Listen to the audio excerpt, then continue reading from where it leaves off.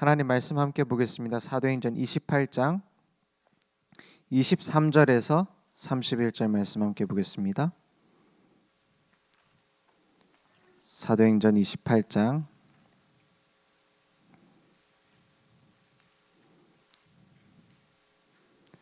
23절에서 31절 함께 말씀 보겠습니다.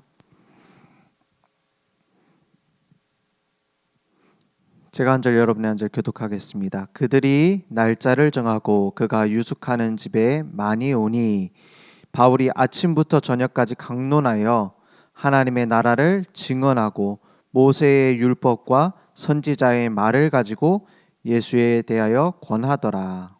그 말을 믿는 사람도 있고 믿지 아니하는 사람도 있어. 서로 맞지 아니하여 흩어질 때에 바울이 한 말로 이르되 성령이 선지자 이사야를 통하여 너희 조상들에게 말씀하신 것이 옳도다. 일러스되 이 백성에게 가서 말하기를 너희가 듣기는 들어도 도무지 깨닫지 못하며 보기는 보아도 도무지 알지 못하는도다. 이 백성들의 마음이 우둔하여져서 그 귀로는 둔하게 듣고 그 눈은 감았으니 이는 눈으로 보고 귀로 듣고 마음으로 깨달아 돌아오면 내가 고쳐줄까 함이라 하였으니. 그런즉 하나님의 이 구원이 이방인에게로 보내어진 줄 알라. 그들은 그것을 들으리라 하더라. 30절 31절 함께 읽겠습니다. 바울이 온 이태를 자기 셋집에 머물면서 자기에게 오는 사람을 다 영접하고 하나님의 나라를 전파하며 주 예수 그리스도에 관한 모든 것을 담대하게 거침없이 가르치더라. 아멘. 구원의 소식을 전파하는 자는 하나님이 준비하신 상급이 있죠. 그런데 가장 큰 상급은 어디에 있느냐? 구원 자체에 있습니다. 구원의 소식을 내가 알고 누리고 그 가치를 알고 전할 절대 제자입니다.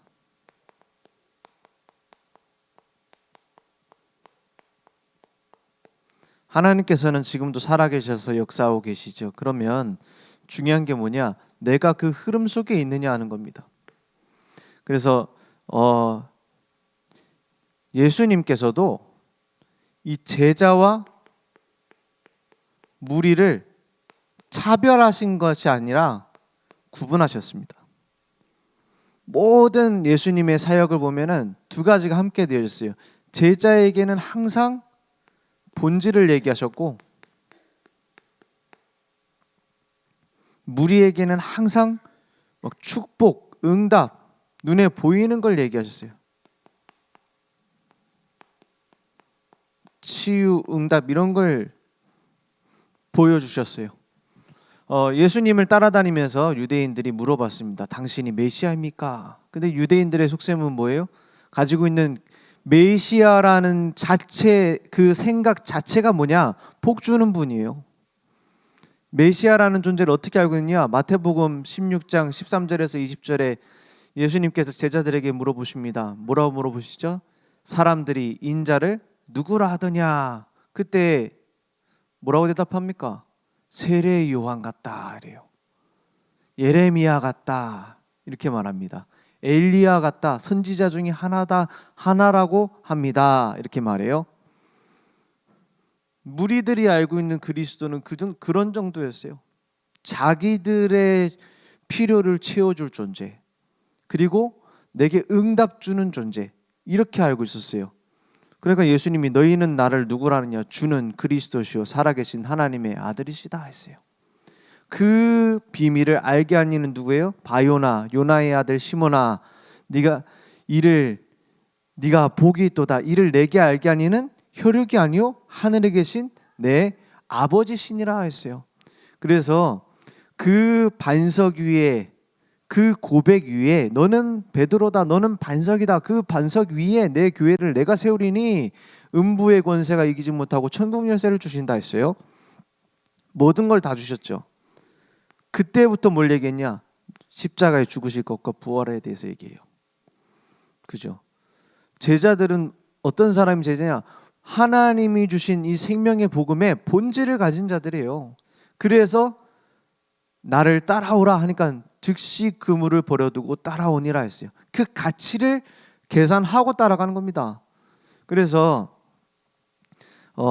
가치도 모르면서 막 따라가고, 막 목사님이 말하니까 막 따라가고, 막 교회에서 하자니까 다 따라가고, 그걸 보고 맹신이라고 하죠. 그죠? 맹신은 불신앙하고 똑같은 겁니다. 믿음은 뭡니까? 알고 믿는 거예요. 아, 복음이 이렇게 가치 있는 거구나. 그걸 알다 보니까 믿음은 오직 의인은 믿음으로 말미암아 살리라 했잖아요. 그 믿음이 믿음으로 말미암아 믿음에 이른다 이랬어요. 뭐냐? 작은 구원의 은혜를 받고 아, 이제 예수가 그리스도구나, 나를 구원하셨구나 믿어졌는데 그 믿음이 자라서 어떻게 돼요? 237 나라 5천 정도 살리는 증인의 자리로 가는 겁니다. 내가 가는 게 아니라 주님이 이끌어 가시는 거예요. 그 흐름 속에 본질을 가진 자가 제자다 이 말이에요. 그래서 요한복음 8장 31절 32절 뭐라고 말씀하고 계시죠? 예수님이 직접 하신 말씀이죠. 예수께서 자기를 믿은 유대인들에게 이르시되, 막 따라오고 있는 사람들이에요. 저 사람이 혹시 메시아일지도 모른다. 너희가 내 말에 거하면 이랬어요. 내 말에 거하면. 예수님이 뭐라고 하는지 관심 없어요. 뭐만 관심 있어요? 예수님의 손에만 관심 있어요. 막 기적이 나가고, 막 떡을 떼줬더니 막 떡이 계속 나오고, 거기에만 관심 있어요. 막 손을 댔더니 치유받고. 예수님이 입에서 나오는 말에는 관심 없어요. 그죠? 너희가 내 말에 거하면 참으로 내 제자가 되고, 32절 진리를 알지니 진리가 너희를 자유롭게 하리라. 이 말을 못 알아들어요. 못 알아들어요. 그 율법 가지고 있는 민족 사상, 그거는 벗지 않고 그냥 예수를 우리 왕으로 삼자 이런 식으로 나오는 거예요.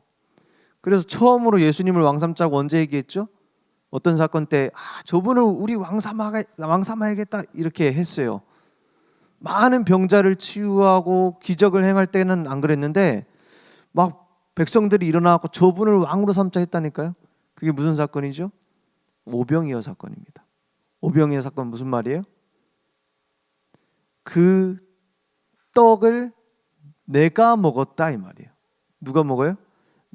내가 그걸 받아 먹었다 이 말이에요.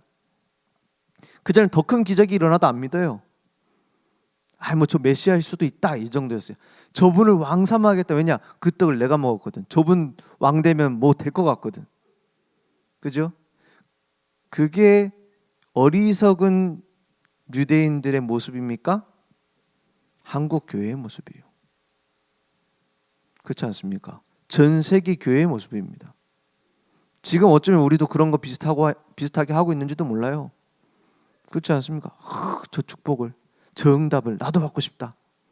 물론 예수님이 주신 떡을 안 먹을 필요는 없습니다. 근데 그리고 나서 예수님 뭐라 그래요? 너희들이 바리새인과 사두개인들의 누룩을 조심해라 이러잖아요. 그게 뭐예요? 그런 기복신앙, 그런 육신적 신앙, 그런 응답신앙, 그것을 주의해라. 본질을 놓치지 말아라 이 말이에요. 나는 생명의 떡이니 나를 먹는 자는 영원히 줄이지 않고 영원히 목마르지 아니하리라. 나를 먹으래요. 다른 거 먹지 말고. 그래서 오직입니다. 예수님의 생명을 내가 먹고 사는 거예요. 그 산소가 전달되지 않아서 굶주리고 그 산소가 전달되지 않아서 몸부림치고 있습니다. 숨막혀 죽고 있어요. 진리를 알지니 진리가 너희를 자유케 하리라. 그 진리가 내 중심에 담겨야 돼요. 그러니까 복음을 받은 우리는 에베소서 2장 8절에서 10절 말씀해 보면은 너희는 구원을 뭘로 받았어요? 그 은혜에 의해서 받았어요. 내가 한 게 아닙니다. 믿음으로 말미암아 구원을 받았으니 이랬어요. 수단은 믿음이었죠. 구원의 시작은 누굽니까? 하나님이 은혜로 날 건져내기로 한 거예요. 그 방법이 뭐였어요? 믿는 자에게. 믿음으로 말미암아 구조선이 와갖고 날 건져내는데 왔으니까 내가 건져지는 거죠. 내가 사다리를 잘 타고 넘어갔으니까는 건져진 겁니까? 그건 아니잖아요. 그 믿음은 건너왔다 이 말이에요. 100% 하나님의 은혜입니다. 이것은 너희에게서 난 것이 아니요 하나님의 선물이라. 9절에 행위에서 난 것이 아니니 이는 누구든지 자랑하지 못하게 함이라 했어요. 자랑할 게 없어요. 뭘 자랑한다고 하면 뭘 자랑해요? 나를 구원하신 주님을 자랑해야지. 근데 간증 들어보면 주로 무슨 간증이 많아요? 나를 구원하신 그리스도를 강조해야 되는데 내가 받은 구원, 나야 나. 그죠? 예수를 믿은 나. 예수를 잘 믿은 나. 내가 이렇게 했더니, 내가 저렇게 했더니. 그렇죠? 그걸 보고 종교라 합니다. 10절에 보면 뭐라 합니까? 에베소 2장 10절에 우리가 은혜 받은 것으로 구원받은 걸로 은혜가 끝나는 게 아니에요. 우리는 그가 예수 주님이 만드신 바라 그랬어요. 주님이 나를 만드셨고 앞으로도 만들어 가세요. 내 모양이 내가 볼 때 기분 나빠도 주님이 볼 때는 최고의 작품이라. 그죠? 그가 만드신 바라 그리스도 예수 안에서 선한 일을 위하여 하나님의 계획을 위하여 지으심을 받은 자니. 그래서 조금 내 없었으면 싶은 그 과거 있습니까? 이건 좀 아니다 싶은 내가 실수한 거 있습니까? 하나님이 만드시는 중, 그죠? 하나님이 전체 작품을 만드는 중 지으심을 받은 자니 이 일은 갑자기 어느 날 이렇게 만들어야겠다 저렇게 만들어야겠다 아니에요. 하나님이 전에 예비하사 그랬어요. 예비하셨어요. 다 기찻길을 깔아놓고 기차를 달리게 하는 겁니다. 그 안에 우리는 타 있는 거예요. 전에 예비하사 우리로 어떻게 해요? 그 가운데서 행하게 하려 하심이니라 했어요. 그죠? 제자는 그 많은 선교단체에서는 만들어진다 이렇게 했어요. 훈련으로 만들어진다 그랬어요. 훈련이 그럼 필요 없습니까? 훈련이 꼭 훈련 받아야지만 제자가 됩니까? 훈련 받으면 그러면 다 제자가 됩니까? 그렇지는 않아요. 복음의 가치를 발견한다는 것은 내가 훈련을 많이 받는다고 되는 건 아니거든요. 오히려 훈련은 뭐죠? 훈련은 그러면 우리는 제자는 태어나는 거다 이렇게 말했거든요. 그죠? 제자는 태어나는 겁니다. 근데 그럼 훈련 안 받습니까? 그러면 우리 다락방 훈련 다 안 받아도 되겠네? 태어난 거니까. 태어나는 것이지만 하나님이 준비하신 것이지만 훈련을 통해서 복음 아닌 걸 깎아내는 겁니다. 그죠? 그것도 하나님이 만들어가는 과정인 겁니다. 그래서 하나님이 만들어가요. 하나님이 부르시고 하나님이 만들어 가시는 거예요. 그러니까 뭐 하면 되느냐? 마태복음 4장 19절에 너희는 뭐라고요? 나를 따라오라. 너희는 나를 따라오라. 말씀하시되 나를 따라오라. 내가 너희를 사람을 낚는 어부가 되게 하리라 하신 일이 이랬어요. 그게 제자입니다. 내가 원했든 원치 않든 주님이 부르신 거예요. 그리고 그 명령을 따라서 따라가는 자 제자입니다. 그래서 이 제자는 응답 받고 안 받고 상관없어요. 문제 오고 안 오고 상관없어요. 뭘 누리는 거냐? 복음의 가치 자체를 누리는 거예요. 그죠? 그리고 복음 전하는 생각만 해도 기뻐요. 진짜 제자는 막 응답 받고 안 받고가 아니라. 그러니까 바울이 응답이 있다 없다 그것 따라가는 사람이 아니에요. 안 그러면 우리 같으면 어떠냐? 막 풍랑 만났다 낙심해야 돼요. 그렇지 않습니까? 내가 주님의 일을 위해서 가고 있는데 왜 이런 문제가? 그렇지 않습니까? 내 말 안 듣더니 결국 이런 사고가. 교회에서도 그런 말 하잖아요. 역시 내 말을 안 듣더니만은 교회에 이런 문제가 생겼다 이런 식으로 나와. 그게 지금 바울이 가는 길에 있을 일입니까? 아니에요. 그때 가이사 앞에 서야 하리라 했잖아요. 그리고 그 항해하는 속에 있는 모든 사람을 내게 붙였다 했잖아요. 그래서 영적 지휘자로 나를 부르셨구나. 응답받았잖아요. 그럼 막 흥분했냐? 아니에요. 그 뒤에 하나님의 계획을 보고 가는 겁니다. 그래서 멜리데 섬에 딱 착륙하니까 어떻게 됩니까? 내려가지고 독사에 물리잖아요. 막 환대를 해주는데 막 황대를 해주면 또 기쁘겠죠. 우리 같으면 막 여기 예비된 데라면서 막 그러죠. 근데 아닙니다. 독사에 물리고 우리 같으면 또 낙심할 거 아닙니까? 내 주님의 일을 하는데 왜 이런 문제가 생기냐?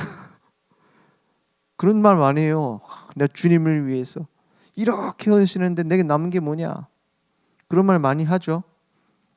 그거는 제자 아닙니다. 무리죠. 그리고 나서 뭐라 합니까? 막 신이라고 하잖아요. 막 독사에 물리고도 안 죽으니까. 그러면 또 응답받았다고 흥분합니까? 아니에요. 또 복음 전할 하나님의 계획이 문이 열리는 겁니다. 그래서 그 추장 같은 사람이죠. 보블리오라는 사람이 그 가정이 복음을 받게 됩니다. 그 일 이후에 많은 치유 응답과. 그러면 또 우리는 응답받았다 할 거 아닙니까? 또 바울이 또 갔는데 또 유대인들 만났는데 유대인들 하루 종일 복음 전했는데 아무도 안 받아. 우리는 또 뭐라 해야 되죠? 역시 안 되는구나. 유대인들은 안 바뀌는구나. 네, 그 엄청 뭡니까? 낙심할 거 아닙니까? 그게 아니에요. 거기에서 또 말씀 속에서 하나님의 계획을 찾아요. 그러니까 하나님과 소통하는 자, 하나님과 호흡하는 자, 하나님이 주시는 영적 산소를 공급받는 자는 지치질 않아요. 그래서 축복받는 것이 아니라 축복의 자리에 있는 겁니다. 그래서 이번 주 오후 말씀에서도 그리심산에 축복받은 자, 에발산에 저주받은 자 있다 했잖아요. 에발산에 서면은 그러면 막 다 저주받고 죽어야 된다 이 말보다는 하나님이 나를 축복의 자리에 부르신 거 아닙니까? 그 자체로 감사해야 되는 거 아니에요? 저희 이번 주에 이번 주까지 쭉 제가 사역을 하다 저는 약간 부정적인 성격이에요. 성격이 제가 얼굴은 긍정적으로 생겼나요? 죄송합니다. 부정적인 성격을 갖고 있다 보니까 부정적으로 생겼나 봐. 좀 약간 부정적인 게 많아요. 그래갖고 저거 진짜까 막 의심이 많아요. 그래서 막 무슨 그 의학 저널에 나왔다. 뭘 하면 몸에 좋다더라. 그러면 저는 꼭 그 반대편 것도 찾아봐요. 산소가 몸 우리 루 목사님 산소가 몸에 충분해야지 건강하다. 산소 때문에 노화가 촉진된다 이런 논문도 있거든요. 저는 또 그거랑 또 비교해서 보는 거예요. 좀 비판적이고 사람이 부정적이에요. 제가 그러다 보니까 쉽게 좀 낙심하기가 좋죠. 이번 주에 무슨 생각이냐? 뭔가 허전하다는 생각이 드는 거예요. 그래서 생각해 보니까 몇 주 동안 영접 운동에 한 명도 안 된 거예요. 그래서 또 전혀 안 되던 사람이면 그냥 감각이 없을 건데 막 캠프도 하고 복음 받고 막 이렇게 불신자들이 복음 받고 이런 응답 속에 있다가 또 몇 주 또 소강 상태라. 그러면 저는 여러분 전도하세요 이런 스타일이 아니거든요. 왜 지금 정체돼 있을까 이런 생각을 한단 말이에요. 정체돼 있고 불신자들이 복음을 받지 않고 그런 응답들이 또 멈춰 있을까 이런 생각을 하고 있는데 이번 주 말씀 받는데 굉장히 깨지더라고요. 그렇지 않습니까? 바울이 복음 전하는데 안 받아요. 열매가 없어요. 그러면 바울은 낙심하느냐? 아니에요. 복음 받고 안 받고가 아니라 복음 전하는 자리에 있다라는 자체가 축복 아닙니까? 그렇지 않습니까? 막 가갖고 막 우리 다민족 캠프도 하던데 가갖고 막 도망도 가고 막 그런데요. 그걸 전하러 가는 자체가 축복 아닙니까? 그렇잖아요. 뭐 어디 현장에 내가 팀도 없이 내가 혼자 간다. 그 자체가 축복입니다. 그렇지 않습니까? 만약에 그 축복의 가치를 모른다면은 모든 걸 다 놓치게 돼요. 내가 전도자의 자리에 있다라는 자체. 여러분 복음 운동 속에 들어온 자체가 감사합니까? 복음 전하는 교회 속에 있다라는 자체가 감사하냐는 말이에요. 237 나라 5천 종족 우리가 복음 전하자. 다른 그 교회 나쁘다는 말이 아니고 전혀 그런 거 없습니다. 그래서 뭐냐? 막 우리가 큰 교회 세우자. 그런 거예요. 막 우리가 올바로 살자. 우리가 바르게 살자 운동. 이런 거 하고 있어요. 우리가 올바른 복음의 본질 속에 들어왔더라는 거예요. 그것 자체가 감사합니다. 그러니까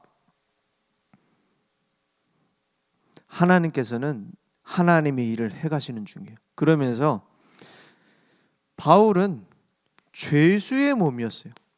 낙심되겠죠? 아닙니다. 죄수가 아닌 절대 제자의 흐름 속에 있었어요. 절대 제자의 흐름 속에 있었어요. 바울은 복음의 절대 가치를 아는 사람이었어요.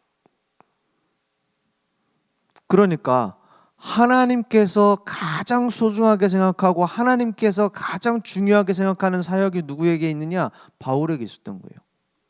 우리가 올바른 복음을 전해야겠다. 우리가 불신자에게, 우리가 다민족에게, 우리가 후대에게 올바른 복음을 전해야 되겠다라는 자체의 가치를 알아야 돼요. 그러면 내 기준이 바뀌어집니다. 바뀌는 기준 가지고는 응답 못 받아요. 그러니까 복음 외에 진리 없습니다. 교회는 이래야 된다. 전도는 이렇게 해야 된다. 선교는 이렇게 해야 된다. 저도 그래요. 전도 캠프는 꼭 이렇게 해야 된다. 이런 생각을 많이 갖고 있었어요, 예전에. 그리고 막 뭡니까? 다락방은 꼭 이렇게 해야 된다. 그런 생각이 많이 있었다니까. 그렇지 않습니다. 무궁무진한 하나님의 계획 속에서 하나님이 만들어 가시는 거예요. 그러니까 내 생각, 내 계획을 내려놓고 본질에 맞느냐 이걸 계속 찾아야 됩니다. 절대 가치, 절대 기준이 내게 있어요. 그러니까 뭐가 되어집니까? 절대 망대가 세워지죠.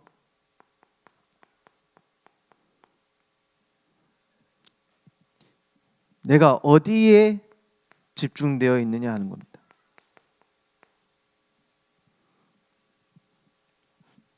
복음 자체, 복음 누림 속에 있지 않으면, 복음 전하는 데 방향 맞추고 있지 않으면 반드시 뭐가 생깁니까?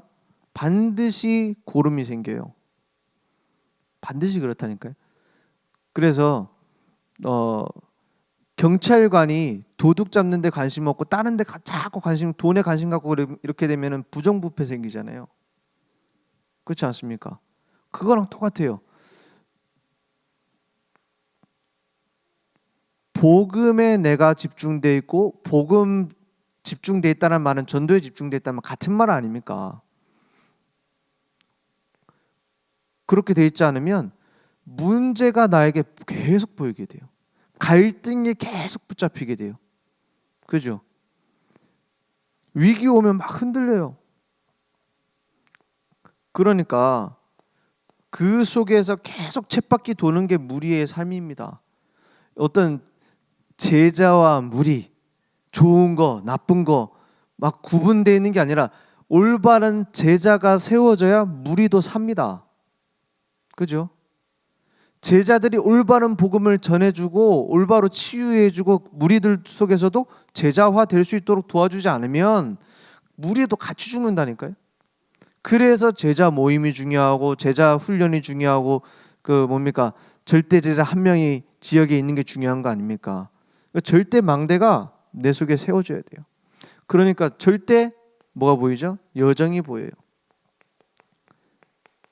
다 지나가는 겁니다. 그런데 뭐는 분명히 남아요? 하나님이 우리의 삶을 만들어 가시는 것은 남아요. 그러니까 하나님과 통하는 집중이 내게 있으면 응답이 오는 게 아니라 계속해서 하나님이 주시는 힘이 보이게 되죠. 그러면 뭐가 보입니까? 절대 이정표가 보이는 거예요. 하나님이 만들어 가신 진짜 응답이 보이는 겁니다. 진짜 능력이 나오고 하나님께서 만들어 가시는 게 나오는 겁니다. 그러면 이렇게 나오죠. 하나님이 준비하셨구나. 이렇게 나옵니다. 세팅, 하나님이 준비하셨구나. 그러니까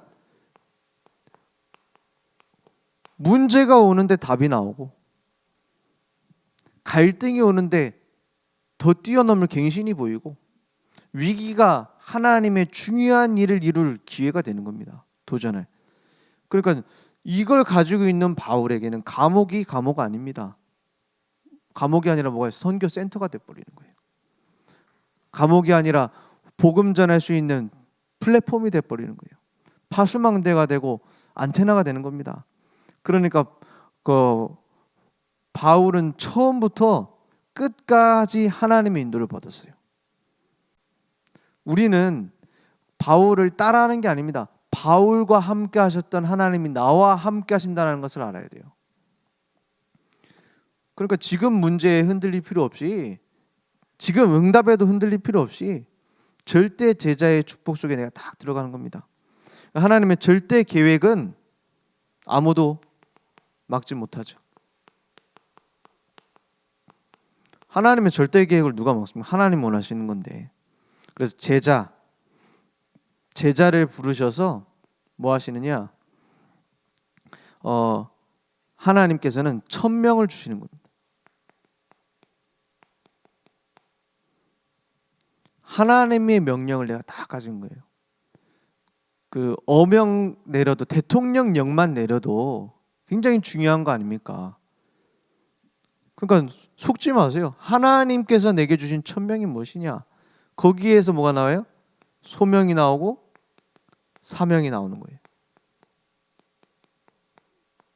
1000명, 소명, 사명이 나옵니다. 어디서든지 1000명, 소명, 사명이 나와요. 교회에 대한 1000명, 소명, 사명, 가정에 대한 1000명, 소명, 사명, 그게 딱 보이는 거예요. 하나님은 왜 이렇게 부르셨을까? 1000명. 그죠?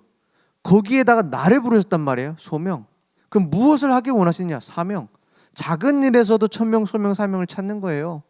큰 일에서 나오게 돼 있어요. 그러니까 하나님께서 그 준비하신 길을 이제 어떻게 되는 거죠? 따라가게 되는 거죠. 그러니까 절대 계획 따라서 절대 주권 속에서 하나님 우리를 부르셨기 때문에 절대 목표 따라 가게 됩니다. 그래서 영적인 산소통을 메고 가라 이랬어요. 지금 사람들이 전부 다 뭐 하고 있느냐? 영적 질식 상태에 있습니다. 답답하니까요. 뭐라도 찾아보려고, 탈출구를 찾으려고 몸부림치고 있어요. 그곳에 산소통을 메고 가는 겁니다. 그래서 전달해 주는 겁니다. 이 일을 하나님이 맡겨두시고 내버려 둡니까? 바울이 풍랑 만났을 때 네가 그동안 수고가 많았다. 이번엔 봐주겠다, 살려주겠다. 그렇게 안 했어요. 네가 가이사 앞에 이걸 전달해야 되기 때문에 두려워하지 마라 그랬어요. 그죠? 하나님께서는 그 일을 이루시기 위해서 우리를 부르시고 만들어 가시는 겁니다. 그래서 지금 영적 매연이 지금 가득하다 그랬어요. 완전히 오염되어 있는 시대예요. 어느 정도냐?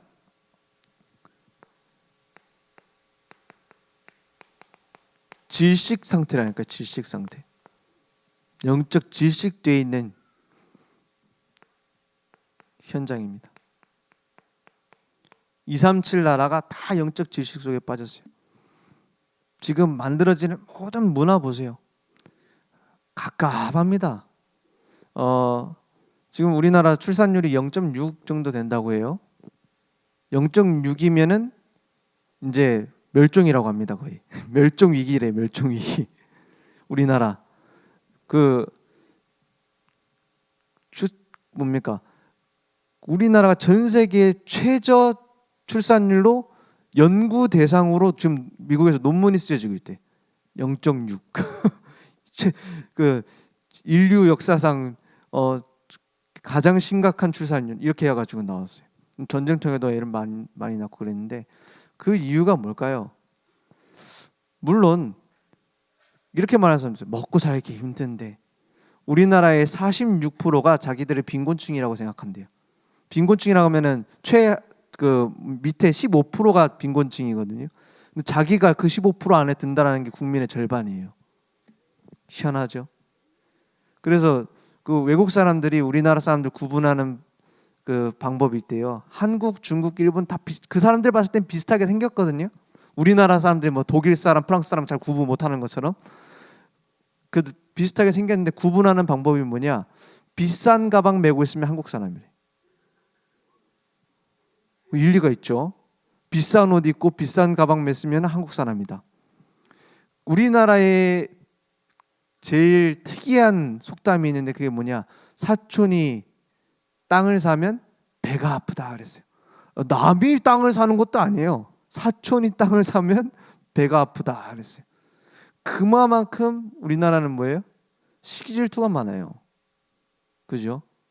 물론 그것을 잘 승화해서 내가 더 성공해야겠다 이쪽으로 가면 다행인데 이제 서로 죽고 죽이는 거라. OECD 국가 중에서 올해 최고 성장률을 내는 나라가 어느 나라인 줄 아세요? OECD 국가 중에서 지금 1분기 1.3%가 성장했대. 어느 나라게요? 네? 우리나라입니다. 아유, 말도 안 된다.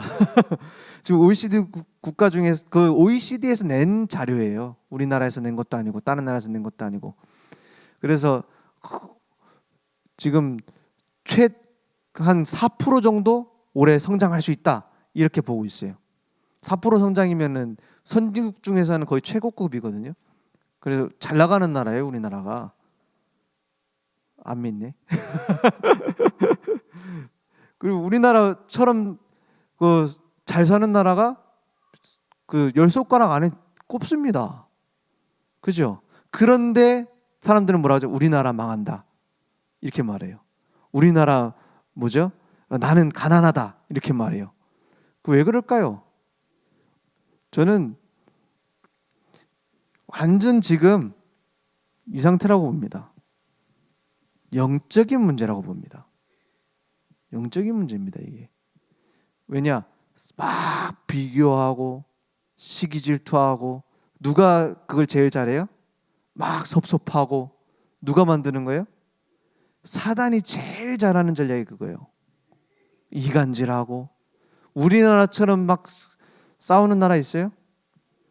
정치인들 갈라져서 싸우죠. 부자, 가난한 자 나눠져서 싸우죠. 그 어느 정도 싸우냐? 그 뭐 멕시코처럼 총 쏘고 싸우는 것도 아니야. 우리는 막 피켓 들고 싸우잖아요, 맨날. 그러죠? 분열돼 가지고. 그게 무서운 겁니다. 그게 영적 문제예요. 하나님이 그 주신 답은 뭡니까? 용서하고 수용하고 초월하고 이건데 조금만 잘못된 건 나랑 안 맞는 거 있으면 다 잡아 죽이는 거예요. 그래서 어떤 그 젊은 부부죠. 젊은 부부가 커뮤니티에다가 이렇게 글을 올린 거예요. 뭘 올렸냐? 자기들 좀 사정이 어려운 상황에서 결혼을 해가지고 집도 작고 좀 상황도 뭐 돈을 갚아야 되는 상황이어서 막 사치 부리지 않고 이제 자기들끼리 막 집을 잘 꾸미는 그런 스토리예요.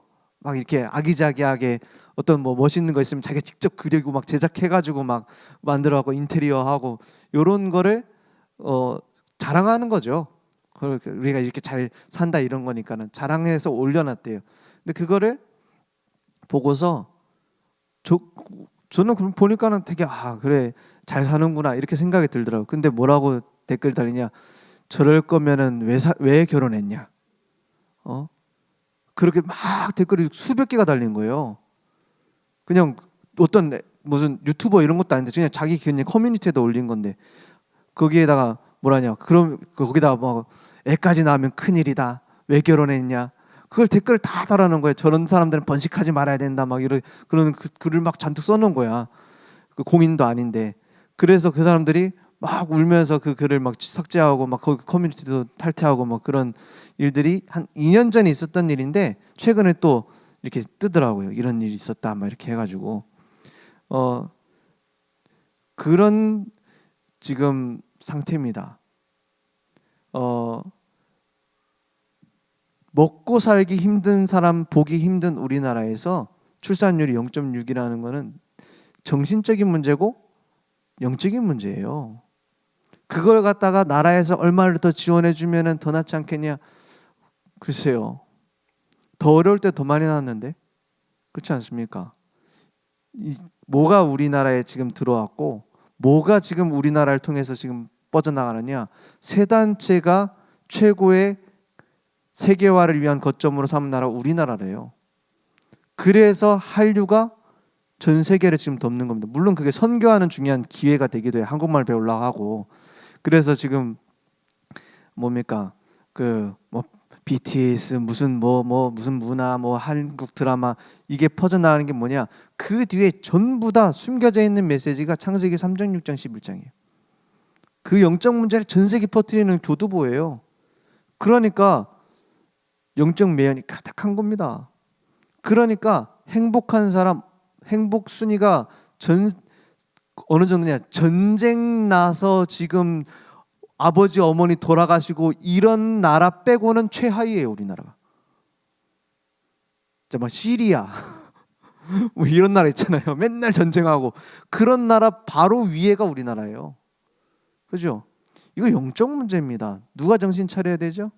출산율 누구 책임이죠? 교회 책임이에요. 그죠? 올바른 복음 전하지 않아서 일어나는 일입니다. 왜 우리나라 지금 경제 어렵다고 말합니까? 영적 문제입니다. 올바른 복음, 물론 내수 경제는 안 좋긴 하대요. 수출을 많이 해야 돼. 수출이 7%가 늘었다고 하더라고요. 그 경제 리포트를 보니까. 전 궁금해서 그런 거 다 찾아보거든요. 막 무슨 요즘 논란되는 법안을 다 찾아봅니다. 진짜 무슨 법이길래 반대하냐 이런 식으로. 근데 사람들 다 뭐하고 있냐? 앞에서 하는 말 뒤에서 하는 말 다 달라요. 정치인들 말을 제일 믿을 게 못 되는 거예요.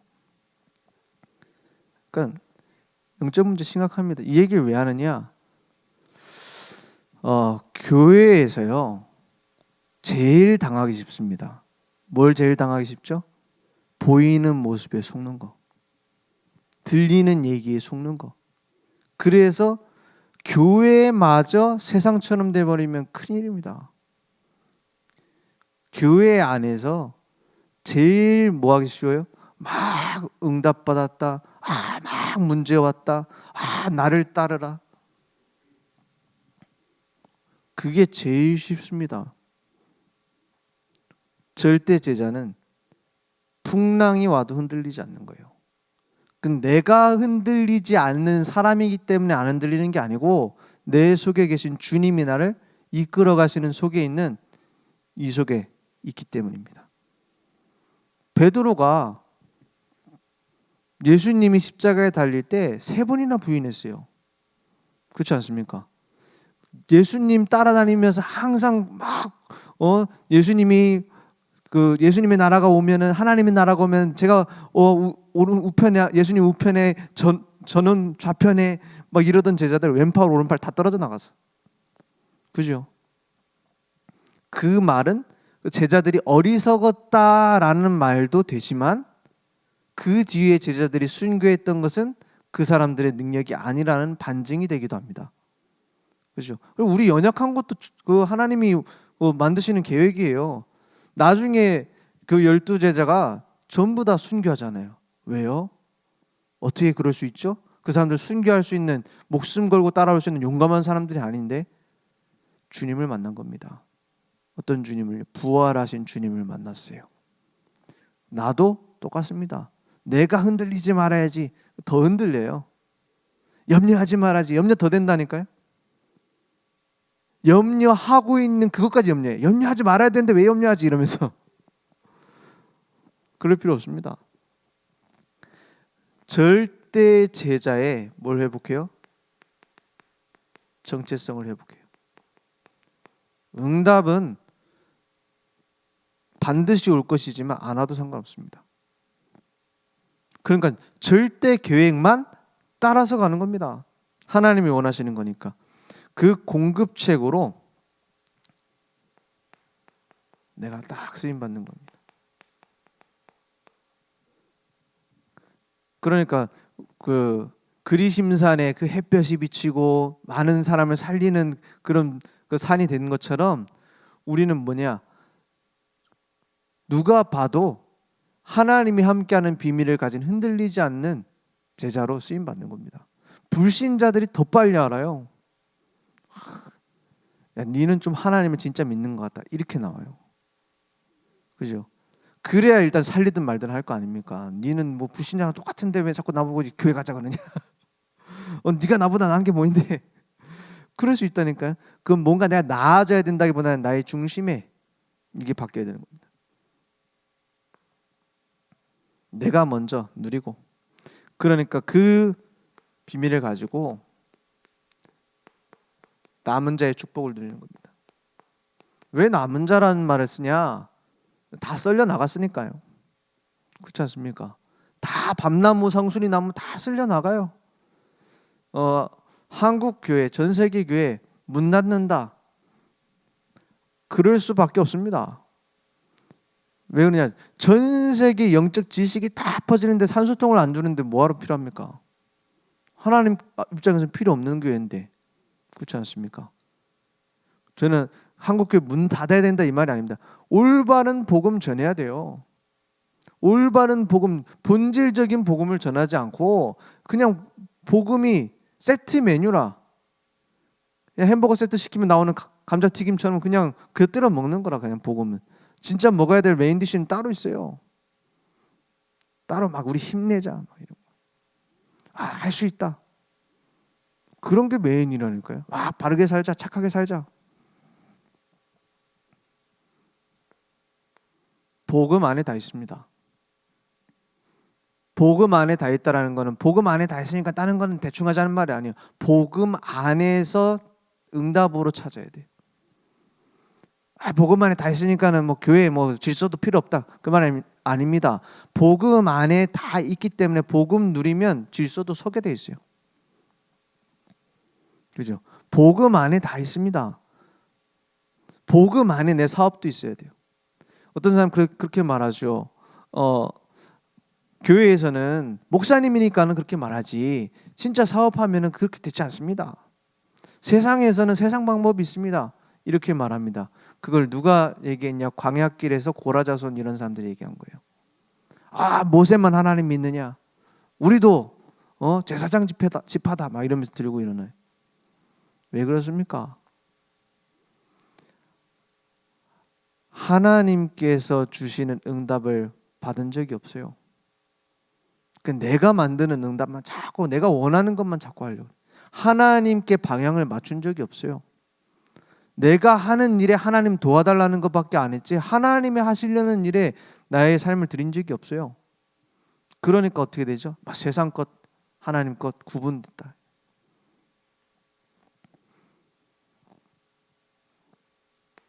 올바른 복음 안에 모든 것 다 있습니다. 그걸 가진 자가 남은 자예요.